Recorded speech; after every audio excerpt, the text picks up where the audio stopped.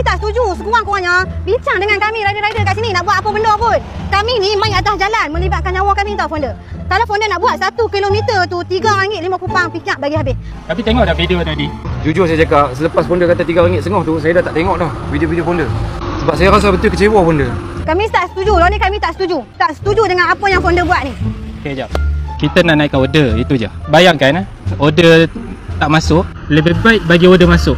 Bayangkan, kita letak diri sebagai customer dulu. Kita customer, contohlah kerja hospital. Dalam tu berapa ramai yang kerja dalam tu. Tapi pasal apa mereka tak pakai misi? Mereka nak pakai misi, order kedai depan tu je.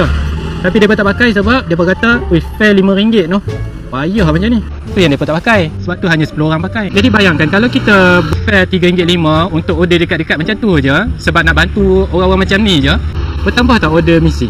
Tak sesuai untuk kami ni. Kami bergerak dalam hujan panas, kena fikir benda tu. Okey. Customer is always right.